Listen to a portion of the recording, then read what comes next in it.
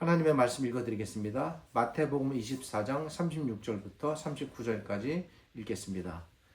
그러나 그 날과 그때는 아무도 모르나니 하늘의 천사들도 아들도 모르고 오직 아버지만 아시느니라. 노아의 때와 같이 인자의 임함도 그러하리라.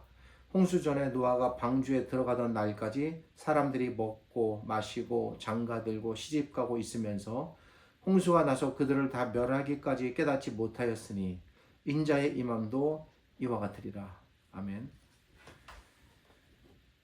구약에 나타난 그리스도 노아편이라는 제목이고 이번 설교들에는 계속 제가 부제를 붙입니다. 왜냐하면 큰 제목 안에 아래 작은 제목들을 중심으로 설교가 이어지기 때문에 부제를 붙이는데 오늘 설교의 부제는 언약의 중보자 노아 세 번째가 되겠습니다. 구약에 나타난 그리스도에 관하여 노아를 그리스도의 모형으로 살펴보는 세 번째 시간입니다. 하나님께서는 아담을 그리스도의 모형으로 세우신 후에 이어서 노아를 그리스도의 모형으로 세우셔서 장차 오실 그리스도에 관하여 이미 구약 시대부터 자기 백성에게 알려주셨습니다. 우리는 이 땅에 오신 예수 그리스도를 통해서 그리스도를 믿고 따르는 그리스도의 백성이 되었지만 구약 시대에는 하나님께서 택하신 어떤 특정한 사람들을 통해서 오실 그리스도를 알려주셔서 그렇게 해서 하나님께서는 구약 시대에도 구약의 백성들이 장차 오실 그리스도를 바라보고 믿을 수 있는 그런 길을 주셨습니다. 그러기에 그리스도에 관한 이 믿음이 이렇게 생각하시는 분들이 간혹 있을 수 있습니다. 신약 시대에만 있고 구약 시대에는 그리스도를 믿는 믿음이 신약 시대와는 다르게 없고 구약 시대에는 율법을 통해서 그 율법을 잘 지킴으로써 구원에 이른다라고 생각하는 분들이 혹 있는데 전혀 그렇지 않습니다. 그것은 성경과 맞지 않습니다. 우리는 오신 그리스도를 믿는 신약 시대의 백성들이라면 똑같이 구약 시대에도 그들도 그리스도를 믿음으로 구원에 이르는 백성이었는데 다만 차이가 있다면 그들은 오실 그리스도를 바라보고 믿는 믿음을 가졌던 그런 시대였습니다. 그렇게 해서 하나님께서 구약 시대에 장차 오실 그리스도를 알려주시기 위해서 택하신 인물이 있고 그 첫 번째 인물이 우리가 지금까지 살펴보았던 아담이었으며 두 번째가 이제 노아이고 또 연속해서 이제 올 연말까지 그렇게 시간이 갈 것 같습니다. 다루겠습니다만 노아 이후에도 하나님께서는 여러 인물들을 계속해서 시대마다 시대에 따라서 세우셔서 각각을 통해서 오실 그리스도에 관하여 끊임없이 자기 백성이 알고 오실 그리스도를 바라보고 믿을 수 있는 믿음의 길을 여신 것입니다. 우리가 이러한 긴 과정 속에서 구약에 나타난 오실 그리스도를 모형으로 제시하는 인물들에 대해서 아담으로부터 노아에 이르기까지 현재 순차적으로 살펴보고 있습니다. 그리스도께서는 이처럼 구약 시대부터 하나님께서 세우신 인물들을 통해 장차 오실 분으로 이미 구약 시대부터 알려지셨고 마침내 때가 이르자 하나님께서는 그런 모든 그리스도에 관한 약속과 그다음에 앞서 보내신 모형들을 따라서 이 땅에 그 실체가 되시는 그리스도를 마침내 보내주신 것입니다. 그러기에 구약에서 오실 그리스도를 나타내는 인물들은 그들 모두가 장차 오실 그리스도를 구약시대에 알려주는 그리스도에 대한 모형의 역할을 하며 그리스도께서는 모형으로 제시된 이 모든 그리스도의 모형들의 실체로 이 땅에 오셨습니다. 여기서 우리가 하나 생각해 볼 것은 그러면 그런 모형을 하나하나 이렇게 한둘 정도 세우면 되는데 왜 계속해서 연속적으로 여러 뜰을 세우셨을까? 그것은 한 모형이 그리스도에 대한 그 실체의 모습을 완전히 다 보여줄 수가 없기 때문입니다. 거기에도 한계가 있습니다. 그래서 하나님께서는 다양한 모형들을 세워서 그리스도에 대하여 여러 가지 방향에서 그리스도에 대하여 조명하게 하시고, 그것이 다 모여지면은 총체적으로 그리스도가 이렇구나라고 깨닫게 되는 것입니다.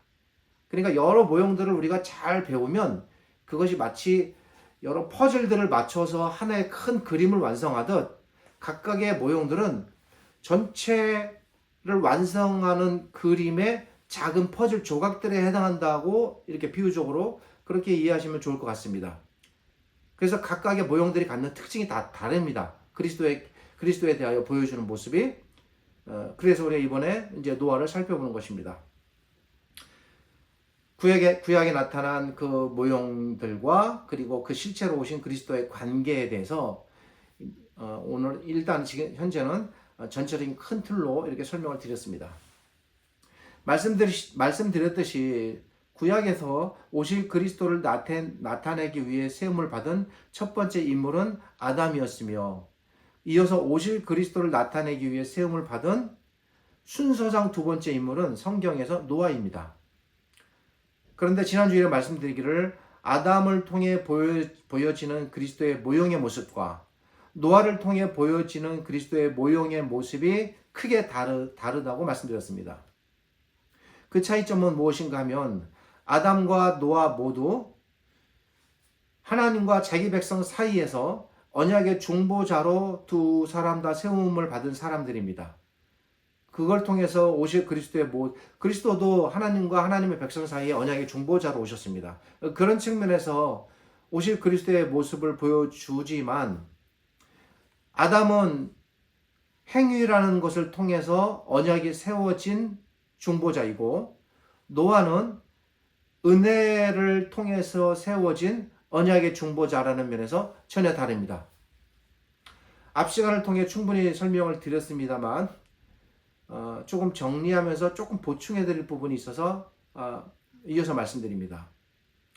아담은 지음을 받을 때에 죄가 전혀 없는 상태로 지음을 받았습니다. 여기에 대해서는 이론이 없습니다. 그러기에 아담은 하나님 앞에서 죄가 전혀 없는 완전한 의의 상태로 있었습니다. 그리고 무엇이든지 다 할 수 있는 완전한 인간, 그 존재 자체였습니다. 아담은 그렇게 죄가 전혀 없는 존재로 지음을 받았기에 적어도 죄를 범하기 이전에는 아담은 하나님의 모든 명령을 자신의 의지에 따라 전적으로 행하고 순종할 수 있는 능력이 그 안에 있었습니다. 그런 면에서 물리적으로 우리와 본질적으로 다릅니다. 하나님께서는 아담을 하나님께 완전히 스스로 자발적으로 순종할 수 있는 상태로 지으신 것입니다.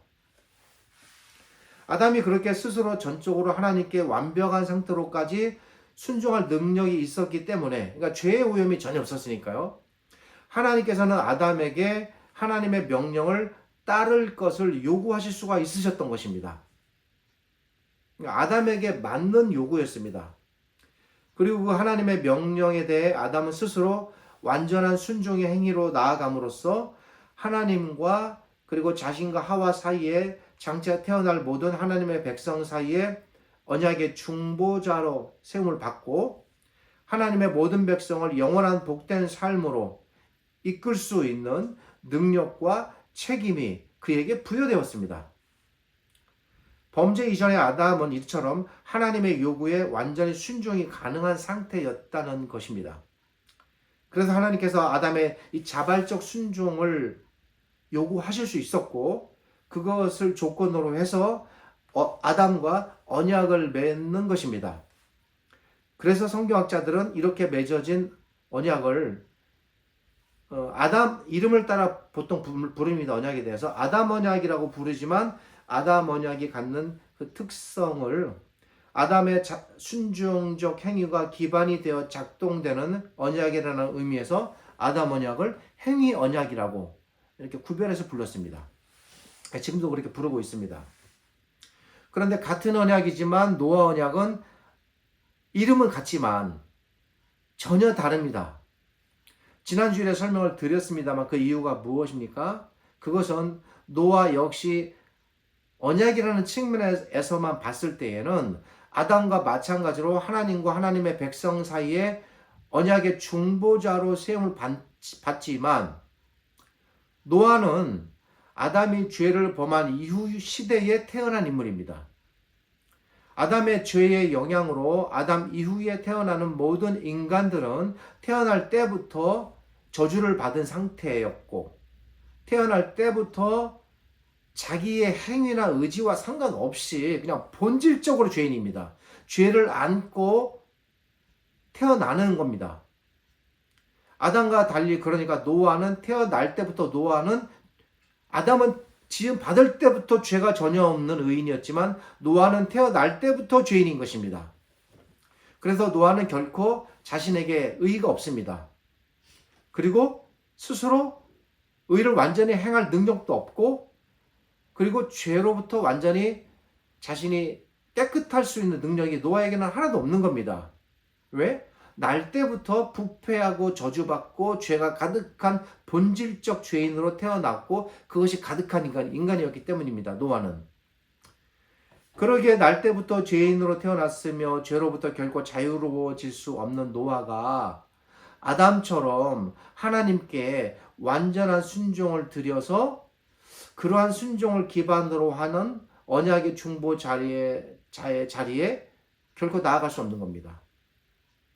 아담의 타락 이후에 하나님께서는 모든 인간들은 날 때부터 죄인이며 그 어떤 인간도 죄를 떠날 수 없다는 사실을 아셨고 성경은 이에 대하여 분명하게 기록하고 있습니다. 창세기 6장 5절은 이러한 하나님의 생각을 분명하게 알려줍니다. 다음과 같이 말합니다. 여호와께서 사람의 죄악이 세상에 가득함과 그의 마음으로 생각하는 모든 계획이 항상 악할 뿐임을 보시고 여러분 이 구절 잘 보십시오. 이 구절이 언제 주었습니까? 아담의 범죄 이후입니다. 그러면 여러분 이 구절 안에 노아는 없습니까? 노아는 여기서 예외입니까? 아닙니다. 모든 인간이 다 그렇고 노아도 이 안에 들어있는 겁니다. 그렇다면 이러한 악한 시대에 창세기 5장에 기록되었던 아담과 셋과 에녹과 라멕으로 이어지는 창세기 5장의 그 거룩한 경건한 계열의 후손이 어느 정도 유지되었지만 그리고 그 후손 가운데 노아가 태어났지만 그럼에도 불구하고 종국에는 그들까지도 창세기 4장에 기록된 악한 계열의 영향을 받아 모두 죄에 오염되었고 구별이 없어졌습니다. 땅에 존재하는 모든 인간들이 죄에 가득하게 오염되어 모두 죽을 수밖에 없는 그런 시대에 노아는 태어난 것입니다. 노아만 예외로 존재할 수 있겠습니까? 결코 그럴 수가 없는 것입니다. 노아에게는 결코 스스로를 지킬 수도 죄로부터 자신을 깨끗하게 할 수도 그런 능력도 없습니다. 분명하게 말씀드리지만 하나님께서 특별한 어떤 조치나 하나님의 특별하신 간섭이 없었다면 단언컨대 노아 역시 당시 그 죄악의 엄청난 소용돌이를 피해갈 수 없었을 것입니다. 하나님께서 특별하게 노아에게 은혜를 베풀지 않으셨다면 노아마저 죄의 소용돌이 속에서 대홍수의 이 죽음을 피해갈 수 없는 그런 급박한 상황 속에서 하나님의 생각은 이런 것입니다.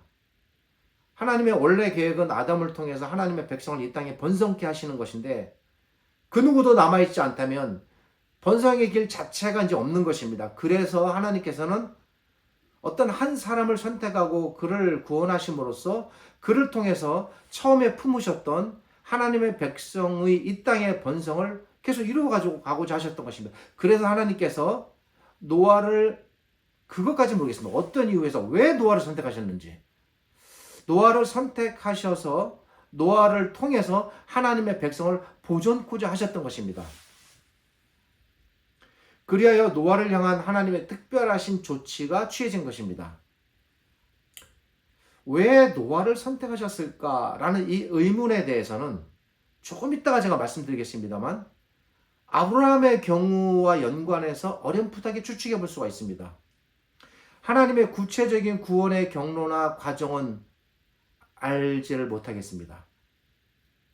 그러나 유사한 사례가 뒤에 등장하는데 창세기 12장에 하나님께서 마치 그 옛날 메소포타미아 지역 우상이 들끓었던 그 갈대아 우르에서 전혀 하나님을 알지도 못했고 이렇게 셈의 후손임에도 불구하고 하나님을 모르는 상태로 지냈던 그 아브라함에게 나타나셔서 자신이 누군가를 알리시고 그리고 아브라함을 그 아버지 데라를 설득해서 우상의 소굴에서 나오게 하시고 끊임없이 그에게 나타나시고 설득하셔서 결국 가나안 땅으로 들어오게 하셔서 그 아브라함으로 하여금 하나님을 믿는 믿음의 상태에 이르게 하시고 그리고 그 아브라함을 모든 믿는 자들의 첫 번째 사람, 그 조상으로 세우시고 하신 이런 모든 하나님의 역사를 볼 때 예측하건대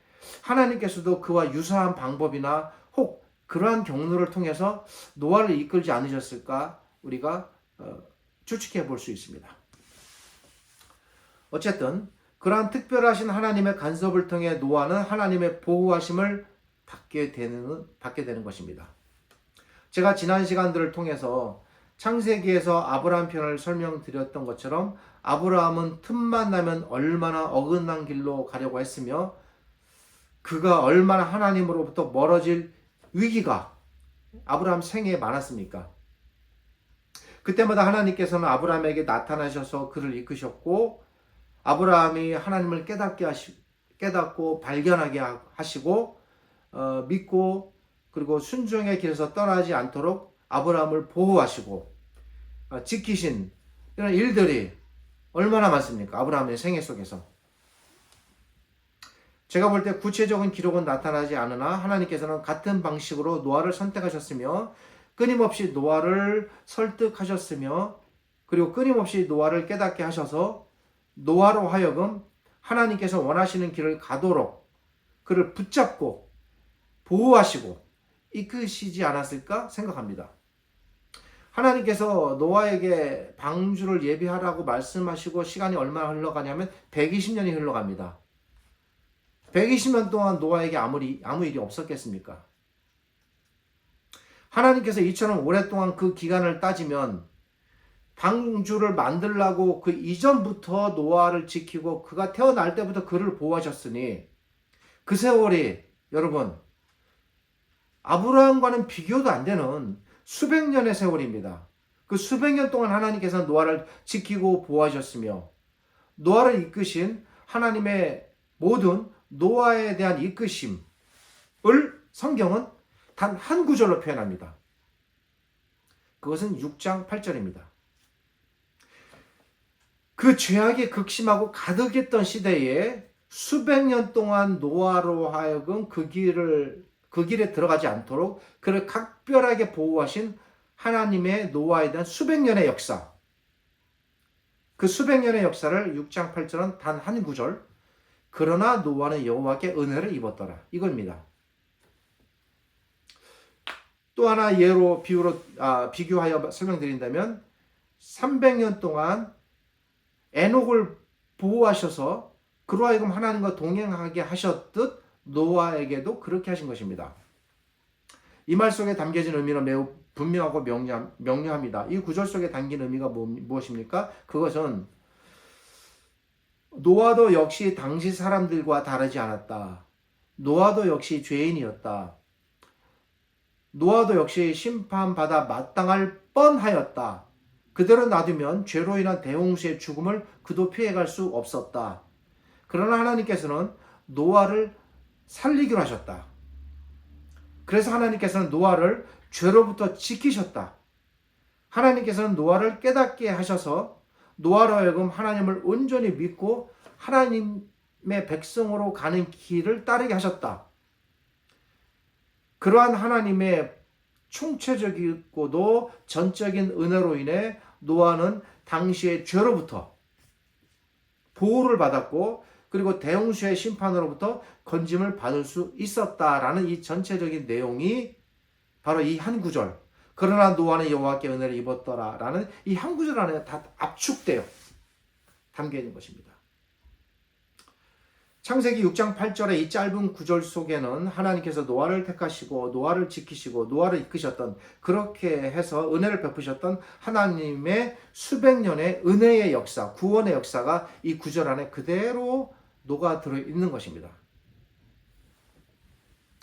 이렇게 하여 죄인임에도 불구하고 죄로 인해 죽을 수밖에 없었기에 대홍수의 심판을 피할 수 없었음에도 불구하고 노아는 하나님에 의해서 선택되어 죽음을 면하게 되었고, 뿐 아니라 하나님께서는 노아를 통해 노아의 모든 후손을 구원하시는, 그렇게 하시기 위해서 노아를 언약의 중보자로 세우신 것입니다.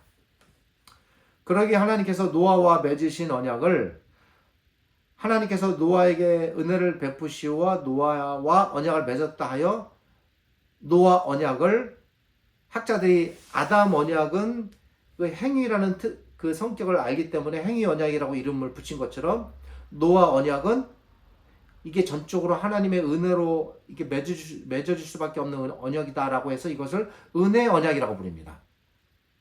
그러게 정리해 보면, 아담 언약은 아담의 자발적 순종이 가능했기 때문에 아담의 그 자발적 순종을 기반으로 하는 행위 언약이라면, 노아 언약은 하나님께서 은혜를 베풀지 않으셨으면 도저히 맺어질 수 없는 언약이었기에 이 노아 언약은 은혜 언약이 되며, 이것이 아담의 언약과 노아 언약이 갖는 가장 본질적인 차이점이 되겠습니다. 그리고 우리가 하나님과 맺는 이 지금 현재의 이 언약의 상태가 바로 이 노아 언약으로부터 시작되는 것입니다. 여기까지는 지난 주일에 드린 말씀을 복습하면서 그리고 조금 더 보충하여 제가 설명드린 부분에 해당합니다. 이제 오늘 여기서 우리가 한 가지만 더 살펴보고자 하는 것이 있습니다. 그것은 그렇다면 하나님께서는 왜 이렇게 노아를 선택하셨을까? 왜 하나님께서는 노아에게 은혜를 베푸시어 노아와 은혜 언약을 맺으셨을까? 이러한 하나님의 특별하신 행동의 근거와 이유가 있을까? 자, 다시 질문합니다.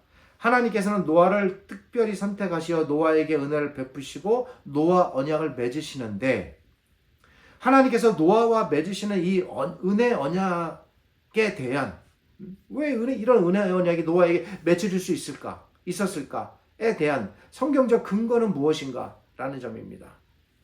성경은 하나님께서 노아를 특별하게 선택하신 이유가 무엇인지, 그리고 그 특별하신 이유가 노아가 장차 오실 그리스도를 나타내는 모형으로서의 역할을 어떻게 할 수 있었는지에 대하여 분명하게 알려주고 있습니다. 성경은 하나님께서 노아를 선택하신 특별한 이유가 무엇 때문이며, 그리고 하나님께서 노아를 선택하신 그 근거가 장차 오실 그리스도께서 노아와 어떻게 연관이 되어서 노아의 실체로 오시게 되었을까를 알려줍니다. 그 근거가 무엇이며 기반이 되는 말씀이 무엇인지 살펴보는데, 그 말씀은 창세기 3장 15절입니다. 창세기 3장 15절은 우리에게 이렇게 전합니다. 내가 너로 여자와 원수가 되게 하고 내 후손도 여자의 후손과 원수가 되게 하리니 여자의 후손은 내 머리를 상하게 할 것이요 너는 그의 발꿈치를 상하게 할 것이니라. 오랫동안 신앙생활을 하신 분들이라 할지라도 이 말씀이 어떤 분에게는 혹 생소할 수 있고, 이 말씀의 의미가 무엇인지 거의 모르는 분들도 아마 많을 것 같습니다. 또 그러나 이 말씀의 의미가 무엇이고 이것이 무엇을 뜻하는가를 또 아시는 신자분들도 상당히 있을 것으로 생각됩니다. 살펴보겠습니다. 이 말씀은 뱀이 아담과 하와를 유혹하여 죄를 범하게 하였다라는 것이 일단 겉으로 드러난 사실입니다. 이거는 이제 팩트입니다. 팩트. 그 다음에 하나님께서 뱀에게 하시는 말씀이 바로 이 창세기 3장 15절입니다.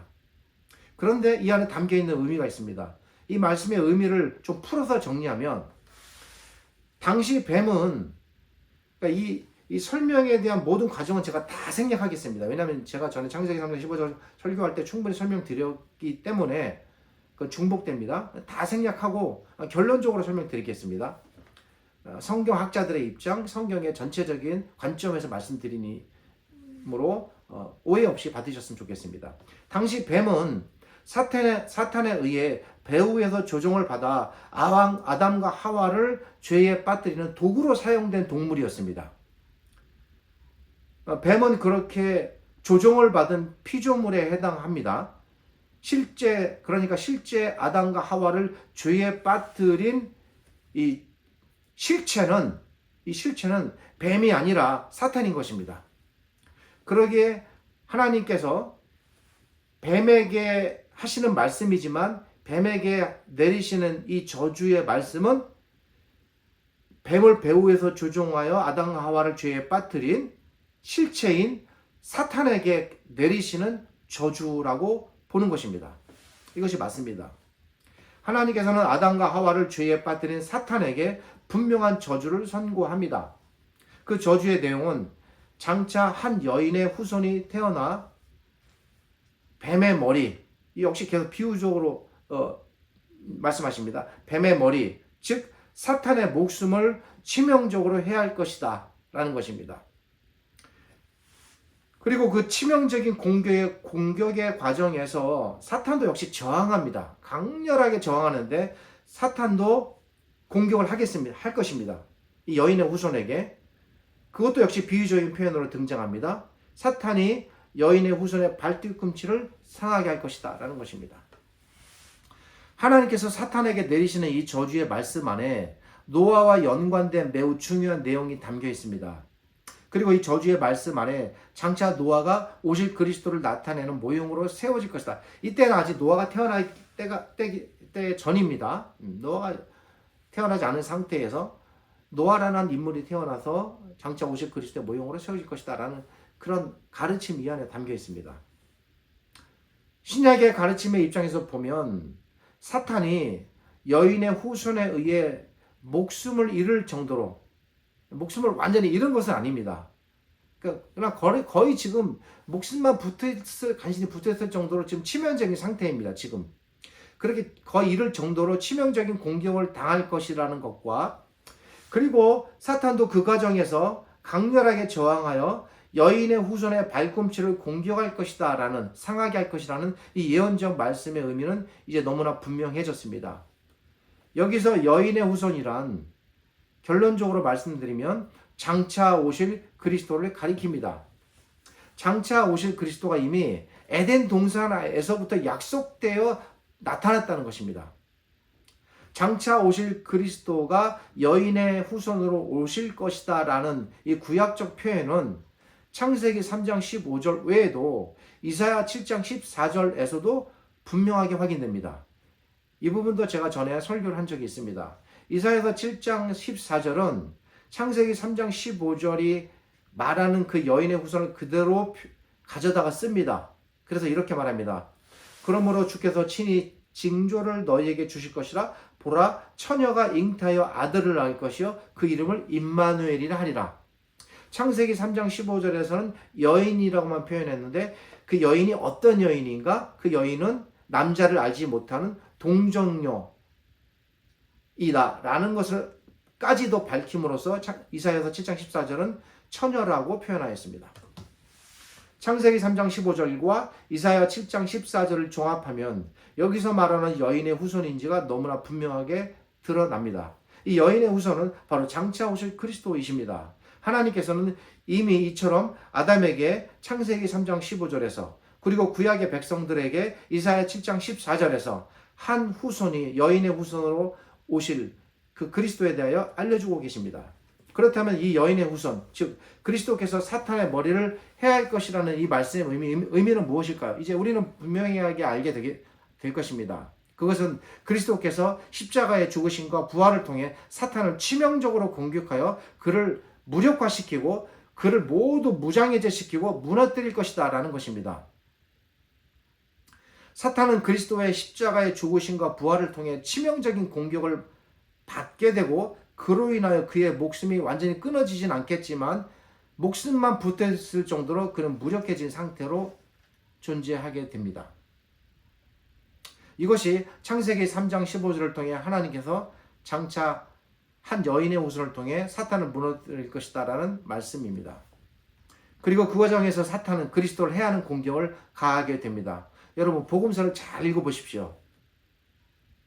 적어도 그때 그 순간에 사탄은 그 길이 그리스도를 무너뜨리는 길이라고 생각했음이 보여집니다.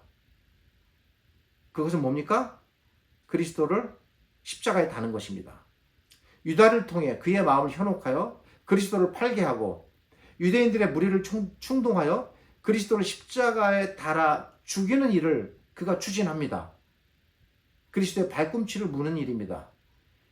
이 과정에 대하여 창세기 3장 15절은 사탄이 그리스도의 발꿈치를 상하게 할 것이다 라는 표현으로 이미 말씀하셨습니다. 그리스도께서는 발꿈치를 공격당하는 것과 같은 해를 받아 십자가의 죽음을 당하지만 하나님께서는 그리스도를 결국에는 부활시키심으로써 그리스도께서 사탄의 모든 공격을 막아내고 무너뜨리는 승리를 얻게 하시는 것입니다. 이러한 그리스도의 승리에 대하여 시편 110편 1절도 이렇게 말합니다. 이미 구약에서 말했습니다. 발뒤꿈치를 물릴 것이나 그로 인하여 목숨이 끊어지는 것은 아니고 오히려 발뒤꿈치를 물려서 상처받음에도 불구하고 사탄을 제압할 것이다. 이렇게 말합니다. 여호와께서 내 주에게 말씀하시기를 내가 네 원수들로 내 발판이 되게 하기까지 너는 내 오른쪽에 앉아 있으라 하셨도다. 이 말씀은 장차 그리스도께서 오셔서 사탄과 그의 모든 나라를 완전히 멸하실 것을 알려주는 예언의 시입니다. 그런데 창세기 3장 15절은 그리스도께서 이 땅에 이렇게 오셔서 사탄과 그의 나라를 무너뜨리시고 그리스도께서 모든 하나님의 백성을 구원하실 것을 이미 에덴 동산에서 예언케 하셨는데 중요한 것은 여러분 그 올 때가 구약시대의 백성 입장에서 봤을 때는 특별히 이 모세가 창세기를 기록하는데 이 창세기의 시대에서 보았을 때는 너무 멀다는 것입니다. 그것이 몇백 년인지 몇천 년인지 알 수가 없습니다. 언젠가 장차에는 하나님께서 그리스도를 이 땅에 보내셔서 하나님의 모든 백성을 사탄으로부터 건지실 것은 알지만 그리스도께서 이 땅에 오시기 전까지 구약시대에는 하나님의 백성이 어떻게 그때까지 기다릴 수 있었을까를 우리가 생각하게 되는 것입니다. 그리하여 하나님께서 구약의 백성들이 이 창세기 3장 15절의 약속의 말씀을 붙잡고 이것에 기반해서 오실 그리스도를 잃지 않고 놓치지 않고 계속 바라보고 믿을 수 있는 믿음의 길을 열어가시는 것입니다. 그렇게 하시기 위해서 하나님께서 하시는 일들이 무엇입니까? 바로 구약시대에 오실 그리스도를 나타내는 모형들을 각 시대마다 세우시는 것입니다. 그러니까 큰 틀로 말씀드리면 이렇습니다. 창세기 3장 15절을 통해서 오실 그리스도에 하여 약속의 말씀으로 땅 주시고 그 다음에 그 세월이 몇천 년 이상 긴데 그 몇천 년의 세월 동안 오실 그리스도를 그들이 놓치지 않고 바라보게 하시기 위해서 이 약속의 말씀에 기반해서 시대마다 계속 모형들을 세워서 오실 그리스도를 놓치지 않고 계속 바라보며 살도록 그 믿음을 유지하게 하신 것입니다. 하나님께서. 구약의 백성들이 오실 그리스도를 바라보고 그렇게 해서 여러분 그렇게 해서 믿음으로 살았다는 그 증거를 압축하고 요약해서 그것을 한 장에 기록한 기록자가 있으니 그가 바로 히브리서 기자입니다. 정확하게 그가 누구인지는 아직도 성경학자들은 단언하지 못하고 있습니다. 누구인지 모릅니다. 바울로 추정하는 학자도 있고 여러 학자들이 있습니다만 모르겠습니다. 그 히브리서 기자는 히브리서 11장에서 그렇게 해서 구약의 선진들은 각각의 모형들을 통해서 오실 그리스도를 바라보고 믿었다라고 기록하고 있는 것입니다. 바로 이렇게 구약시대에 구약의 백성들이 오실 그리스도를 바라보고 믿을 수 있는 믿음을 주시기 위해서 하나님께서 구약시대에 각 시대마다 그리스도를 나타내는 모형들을 세우셨는데 그 두 번째 인물이 노아인 것입니다. 오늘은 큰 방향에서 우리가 성경 전체를 바라보고 이해할 수 있는 큰 틀을 제시하는 이런 관점을 말씀드립니다. 그러기에 정리하면 이렇게 됩니다. 하나님께서는 아담이 죄를 범하자 아담 이후로는 그 누구도 자신의 힘으로 구원에 이를 수 없음을 아셨습니다. 창세기 6장 5절이 알려주는 것처럼 모든 인간은 전적으로 악하고 부패하고 마음의 모든 생각과 계획과 행위가 모두 악함을 아셨습니다. 그러기에 하나님께서는 전적으로 하나님의 은혜가 아니면 인간은 그 누구도 구원에 이를 수 없음을 아시고 하나님의 택하신 백성을 구원하시기 위하여 구원의 길을 여셨는데 그 길이 열려짐을 알려주는 것이 창세기 3장 15절이고 이 약속을 따라 세우신 오실 그리스도를 나타내는 인물이 바로 노아라는 것입니다. 하나님께서는 노아에게 은혜를 베푸시어 노아를 죄로부터 지키셨습니다. 노아를 언약의 중보자로 세우셔서 노아를 통해 노아의 모든 후손과도 언약을 맺겠다고 말씀하셨습니다. 창세기 9장에 나와 있습니다. 하나님께서는 말씀대로 노아를 통해 가족을 대홍수에서 구원하셨습니다. 그리고 장차 태어날 후손들인데 그 중에 특별히 셈의 후손과 셈의 후손으로 태어날 아브라함을 이 땅에 보내시기 위해서 그리고 아브라함을 통해서 이삭과 야곱을 이 땅에 하시기 위해서 그리고 야곱을 통해 유다를 태어나게 하시기 위해서 그리고 유다의 가문에서 다윗이 태어나게 하시기 위해서 그리고 다윗의 가문에서 창세기 3장 15절 이사야 7장 14절이 전했던 바로 그 여인의 후손이신 그리스도를 이 땅에 태어나시게 하기 위해서 그래서 하나님께서 마침내 노아를 은혜로 언약의 중보자로 세우신 것입니다. 이 관점이 여러분 형성이 되겠습니까? 여러분의 인식과 생각 안에 들어와야 합니다. 이 성경 전체 큰 흐름이 꽉 잡혀야 됩니다. 그러게 정리하여 말씀드리면 이렇습니다. 하나님께서 노아와 은혜 언약을 맺으시어 노아를 언약의 중보자로 세우시는데 노아와 언약을 맺으시는 그 은혜 언약의 기반이 되는 말씀이 바로 창세기 3장 15절입니다.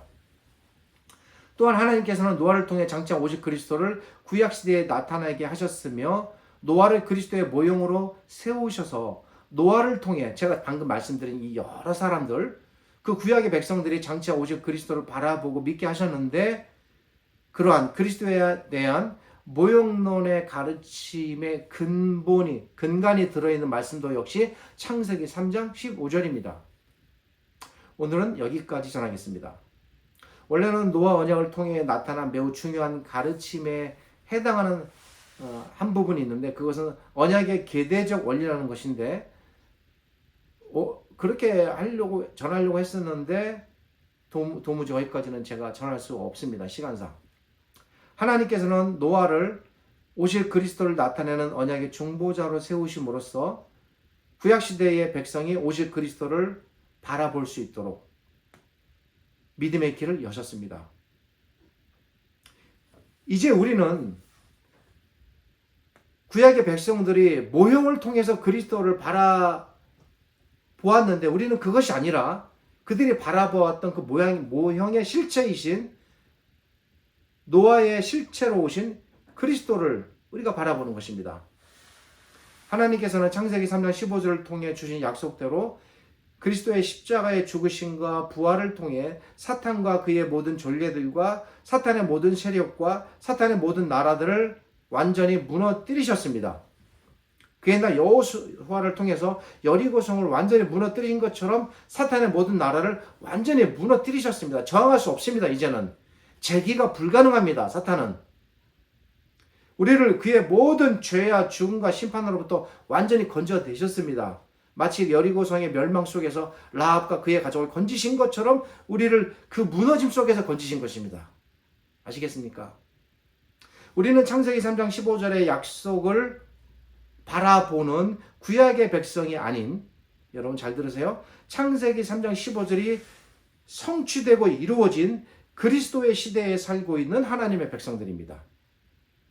우리는 장차 오실 그리스도를 바라보고 믿는 백성이 아니라 우리를 위해 이 땅에 오셨으며 우리를 위해 십자가에서 죽으셨으며 우리를 위해 죽음에서 부활하신 그리스도의 시대에, 그리스도의 나라에 우리는 지금 살고 있는 것입니다.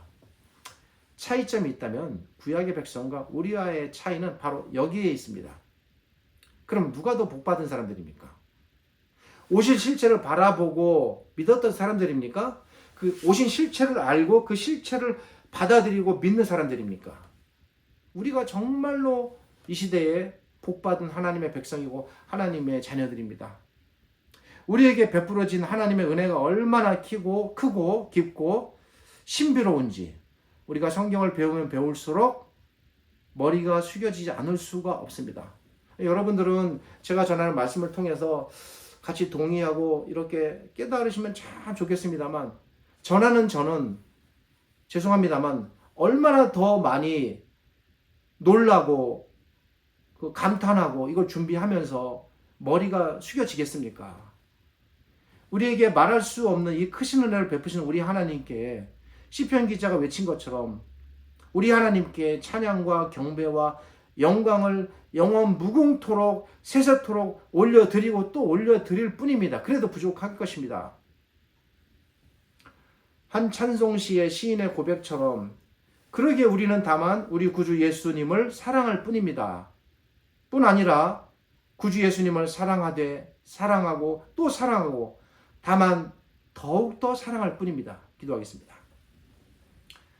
거룩하신 아버지 하나님 은혜를 감사드립니다. 오늘 말씀을 통해서 우리 하나님께서 어떻게 오실 그리스도를 구약시대부터 나타내 보이셨으며 우리가 그 그리스도를 믿고 따르게 하는 이 하나님의 은혜가 얼마나 깊고 크신가를 생각하며 나누는 시간을 가졌습니다. 오늘 이 말씀을 통해서 이 성경을 읽는 우리 신자들, 우리가 함께 말씀을 나누는 우리 하나님의 귀한 백성들, 자녀들이 하나님께서 베푸신 이 깊고 크고 오묘하고 신비로우신 은혜를 잘 터득하여 배우게 하여 주옵소서.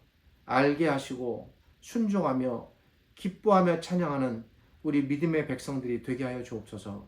지금은 우리 주님 예수 그리스도의 은혜와 우리를 지극히 사랑하시는 아버지 하나님의 크신 사랑과 오늘 이 말씀을 통해서 우리를 깨닫게 하시고 하나님의 그 깊으신 은혜를 더 깊이 알아가게 하시는 성령 하나님의 함께 하심이 오직 그리스도만을 바라보며 그리스도께 무릎 꿇고 순종하며 그리스도를 전적으로 사랑하고 따르는 우리 모든 신자들에게 하나님의 은혜와 사랑과 자비로우심이 가득하고 넘쳐나기를 우리 주님 예수 그리스도의 이름으로 축복하며 기도드립니다.